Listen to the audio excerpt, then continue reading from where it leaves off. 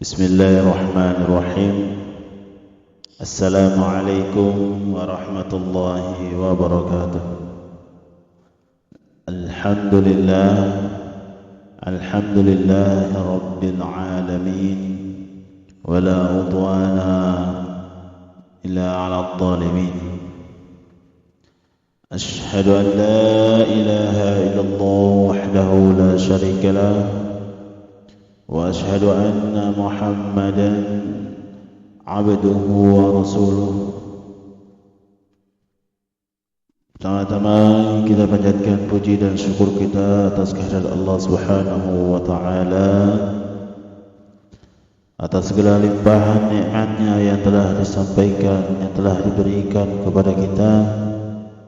Kemudian salawat serta salam kita curahkan pada junjungan Nabi besar kita, Nabi yang terakhir, Nabi Muhammad sallallahu alaihi wasallam, serta keluarganya, sahabat-sahabatnya, dan orang-orang yang senantiasa mengikuti jejak langkah beliau sampai hari kiamat nanti. Amin amin ya rabbal alamin.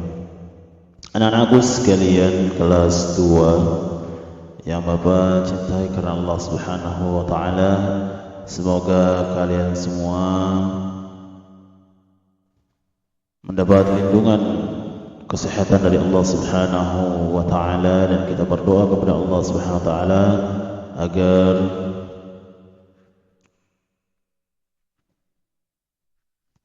virus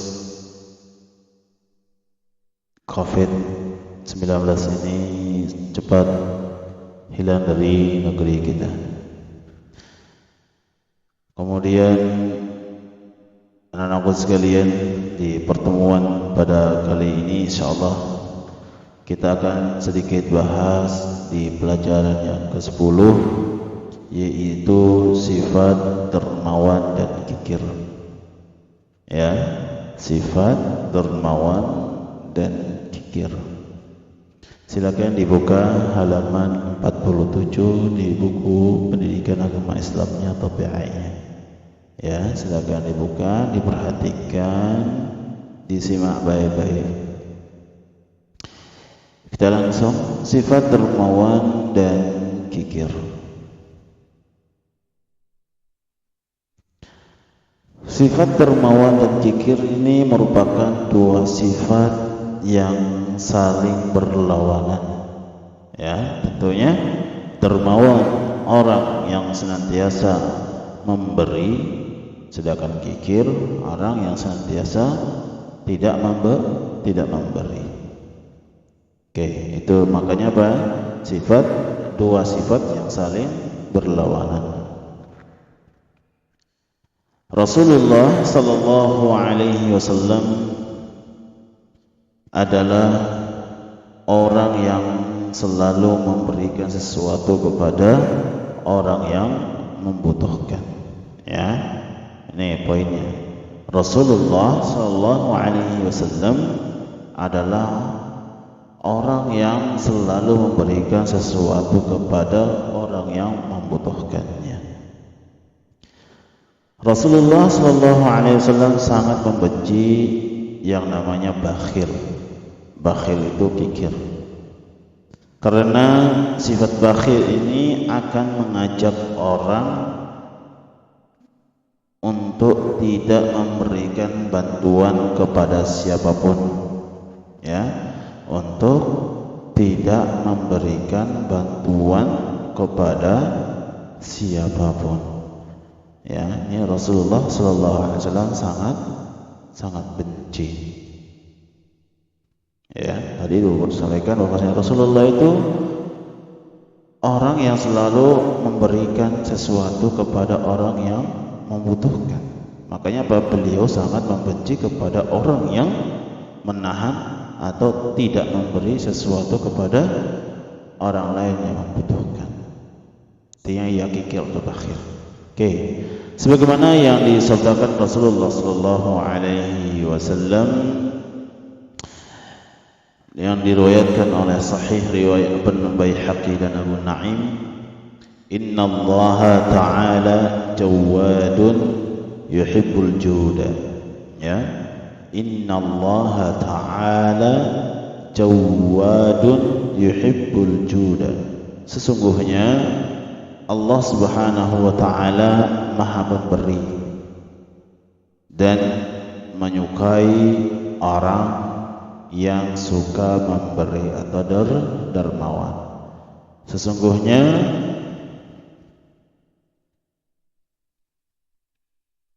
ya, Allah Subhanahu wa taala adalah Maha Pemberi. Ya, Maha Pemberi dan menyukai orang-orang yang suka memberi, itu orang yang dermawan. Oke, hadis sahih riwayat Baihaqi dan Abu Naim. Jadi kita sebagai seorang muslim haruslah bersikap dermawan, dan kita dilarang untuk meminta-minta kepada orang lain. Ya, minta-mintalah kepada Allah Subhanahu wa taala. Ya, jangan selalu mengharapkan atas ringan tangan dari orang lain. Nah, mintalah kepada Allah Subhanahu wa taala. Ya. Kita seorang muslim dilarang keras untuk meminta. Ya. Selanjutnya kita masuk dalam memberi, misalnya bersedekah haruslah dengan niat ikhlas karena Allah Subhanahu wa taala. Ya, haruslah ya dalam memberi itu ikhlas karena Allah Subhanahu wa taala. Ya. Jadi memberi itu harus ikhlas karena Allah Subhanahu wa taala. Ya, jangan kita memberi atas pujian, harapan dari sesama manusia, ya, agar dikatakan dia itu adalah seorang dermawan, orang yang baik, orang yang suka memberi, orang yang suka menolong. Tidak, ya, kita memberi sesuatu kepada orang yang butuhkan itu karena Allah Subhanahu wa taala, yaitu dengan ikhlas. Lalu apa sih ikhlas itu? Ikhlas adalah mengharap balasan, ya, mengharap balasan pahala dari Allah Subhanahu wa taala tanpa mengharap pujian dari orang lain atau pamrih. Memberikan sesuatu dengan harapan yang lain, ya, harapan yang lain ini dari orang lain namanya apa? Pamrih. Jadi sekali lagi, ikhlas adalah mengharap balasan pahala dari Allah Subhanahu wa taala. Ingat, dari Allah Subhanahu wa taala tanpa mengharap pujian dari orang lain atau pamrih. Ya. Tanpa mengharap pujian dari orang lain. Orang yang bersedekah dengan ikhlas, memberi dengan ikhlas, akan dibalas dengan balasan berlipat ganda. Ya, orang yang ya ikhlas dalam pemberian akan dibalas oleh Allah Subhanahu wa taala dengan apa? Pahala yang berlipat ganda. Yaitu apa? 10 kali lipat, bahkan sampai 700 kali lipat. Ya, luar biasa. Ketika kita memberi sesuatu karena Allah Subhanahu wa taala, ikhlas dan mengharap balasan dari Allah Subhanahu wa taala, perhatikan ini anak-anakku sekalian. Ya.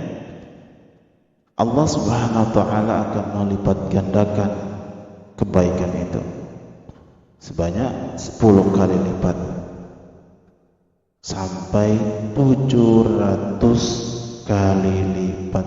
Bahkan Allah akan memberikan pahala yang lebih banyak dari itu bagi siapa?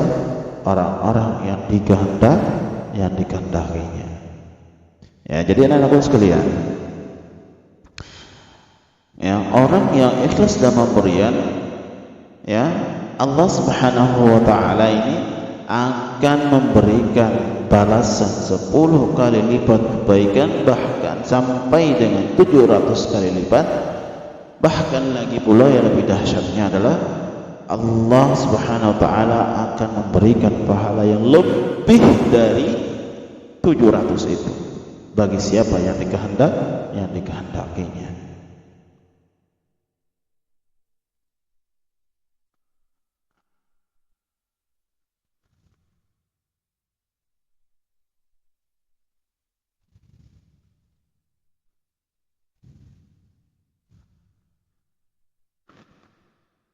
Pemberian haruslah dilakukan dengan santun. Ya, ketika kita memberi sesuatu, berusahalah dengan santun, berusahalah dengan sopan santun. Ya, jangan memberi dengan sesuatu yang sifat yang kasar, ya, atau yang tidak sopan. Karena apa? Akan mengakibatkan apa? Orang lain sakit. Atau memberi dengan menghinanya, dengan meledekkannya. Ya, ini juga tidak baik, tidak boleh. Sebagaimana Allah Subhanahu wa taala berfirman dalam surah Al-Baqarah ayat 263, anakku sekalian, a'udzu billahi minasyaitonir rajim, qaulun ma'ruf wa maghfirah khairun min shadaqatin yatba'uha adha. Sekali lagi, a'udzu billahi minasyaitonir rajim, qaulun ma'ruf wa maghfiratun khairun min shadaqatin yatba'uha adha. Ya, yang artinya perkataan yang baik dan pemberian maaf lebih baik dari sedekah yang diikuti dengan hal-hal yang menyakitkan. Nah, ini perhatikan anak-anak sekalian. Ya. Suatu ketika Rasulullah sallallahu alaihi wasallam pernah, ya, bersama kaum muslimin ingin menyerang tentara Romawi yang menghina ajaran Islam. Padahal kaum muslimin sedang dalam kondisi susah. Mereka dilanda gagal panen karena kemarau panjang. Ya, kaum muslim pada saat itu sedang dilanda kemarau panjang sehingga tanaman, ya, bahan pokok yang ada pada saat itu tidak bisa dipanen. Lalu mereka kekurangan bahan makanan karena tadi, ya, musim kemarau panjang. Alat-alat perang dan kebutuhan perang lainnya, karenanya Rasulullah SAW menanamkan pasukannya dengan jaisul usrah. Ya, jaisul usrah. Pada saat itu pula lah muncul sahabat Rasulullah SAW yang dermawan. Siapakah beliau? Beliau adalah Utsman bin Affan. Ya, muncullah sahabat Rasulullah SAW bernama Utsman bin Affan. Yaitu apa? Ia menyumbangkan hartanya kepada Rasulullah SAW untuk kebutuhan berperang. yaitu berapa? 10.000 dinar. 10.000 dinar. Ya, ini anak-anakku sekalian, dinar itu adalah logam emas. Ya, logam emas. Ini apa? Utsman bin Affan menyumbangkan kepada kaum muslimin Rasulullah sallallahu alaihi wasallam sebanyak 10.000 dinar. Yang luar biasa. Tidak hanya itu anak-anak sekalian, Utsman bin Affan juga menyumbangkan 300 ekor unta. 300 ekor unta. Kemudian ia juga menyumbang 50 ekor kuda yang siap untuk dipakai berperang. Melawan siapa? Tentara Romawi. Oke, itu kisah sahabat dermawan Utsman bin Affan. Ya, yang menyumbangkan sebagian hartanya 10.000 dinar, 300 ekor unta, kemudian 50 ekor kuda.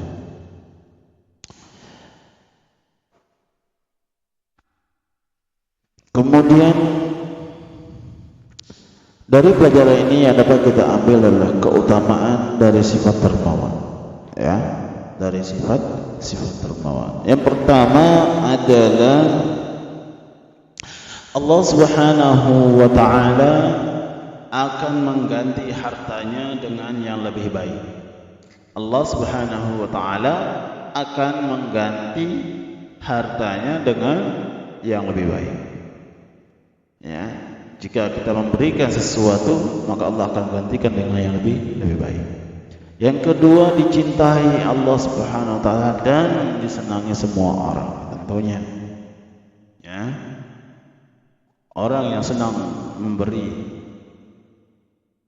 dengan catatan, ya, dengan catatan pemberian dengan sopan, tidak kasar, tidak menghina, maka apa? Ia disenangi Allah Subhanahu wa taala dan semua orang. Kemudian apa? Diselamatkan dari gangguan di dunia dan akhirat. Hidupnya tenang. Ya, hidupnya tenang. Ya, jika si fulan kaya raya dan ia tidak memberikan, tidak mendermakan sebagian hartanya itu kepada orang-orang yang membutuhkan, ya, tentunya banyak pertimbangan yang akan dialami oleh si fulan tadi, ya, akan banyak gangguan, gelisah dalam hidupnya, ya, gelisah. Nah, ia takut hartanya hilang, ia takut hartanya dirampok dan lain sebagainya. Kemudian apa? Harta dan jiwanya akan dibersihkan oleh Allah Subhanahu wa taala. Harta-harta yang kita dapatkan pada saat ini, tentunya harta-harta tersebut tidak semua harta itu bersih, dan kita selalu berusaha untuk apa yang kita dapatkan harta itu adalah harta-harta yang bersih. Lalu bagaimana dengan cara membersihkannya? Maka bersedekahlah, berdermalah sebagian dari harta yang kita miliki.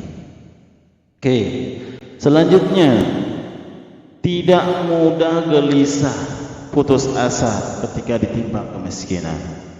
Nah, ini orang yang bersifat derma ketika ia kaya atau ketika ia miskin, ditimpa miskin. Ia kaya kemudian ditimpa miskin, ia tidak gelisah. Ia pasrah kepada Allah Subhanahu wa taala atas putusan itu. Ia tidak putus asa. Ya, kemudian yang terakhir, tidak sombong ketika diberi kekayaan. Ketika ia diberikan kekayaan Allah Subhanahu wa taala, ia tidak sombong. Ketika ia diberi kemiskinan oleh Allah Subhanahu wa taala, dia tidak putus asa. Ya, ia tidak putus asa. Ini 6 keutamaan dari sifat dermawan. Ya, sedangkan orang yang kikir berarti sombong terhadap sesama dan juga sombong terhadap Allah Subhanahu wa taala. Orang yang kikir tidak mau memberikan pertolongan kepada orang lain, baik berupa harta atau tenaga maupun doa. Bahkan dikatakan bahwa sifat kikir merupakan sifat warisan Qarun.